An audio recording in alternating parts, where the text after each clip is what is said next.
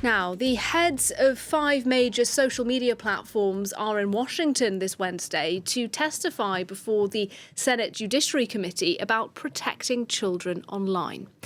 Senators want to know what the executives of X, Meta, Discord, Snap and TikTok are doing to stop the exploitation of children.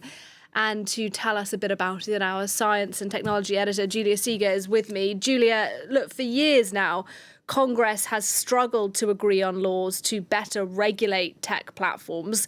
What's the purpose, then, of this hearing today? Well, clearly, Nadia, the purpose today is to make platform leaders admit their failures, their shortcomings in protecting children on their platforms. They've been given so many opportunities in the past to tackle this problem, to create firewalls.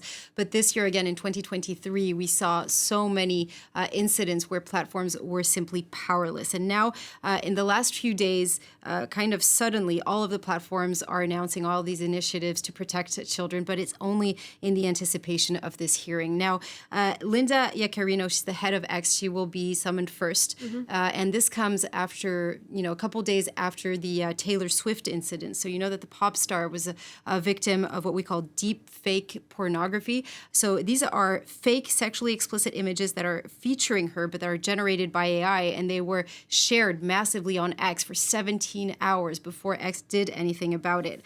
Her fan community, the Swiftists, took matters into their own hands, and they started posting a lot of other content to try to swamp all of the fake news. But in the end, X decided to make her name actually unsearchable altogether, which seems like a desperate move, right? Which probably shows that platforms just don't know what to do about this content. And this is quite scary because we know that deepfakes are just going to become more and more common because AI generative tools are become accessible to all. The deepfakes that were created of Taylor Swift, they were actually made with Microsoft tools. X has announced the opening of a moderation center for pornographic content, which goes against what Elon Musk wanted to do when he took over Twitter at the time. He got rid of all the moderation teams because he believed it was a way to reestablish more freedom of expression on the platform.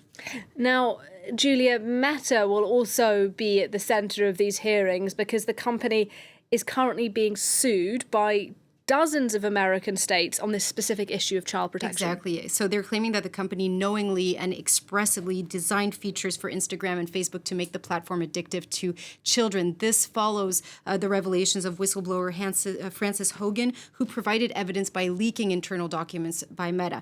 Now, Meta, too, just like X, has announced just a few days ago the strengthening of their security features. So they're going to, just to give you examples, protecting teenagers from unwanted contacts, hiding also posts that have to do with suicide or eating disorders or self-harm. The problem with all of these features, we see them every time, but they end up to be hidden in settings that people actually don't use that much. And I'm just going to end with YouTube. You may have noticed YouTube, that's owned by Google. Google hasn't been summoned by the Senate, which is actually very odd. We can't really explain. They seem to constantly fly under the radar, even though the platform YouTube is the most used by kids throughout the world.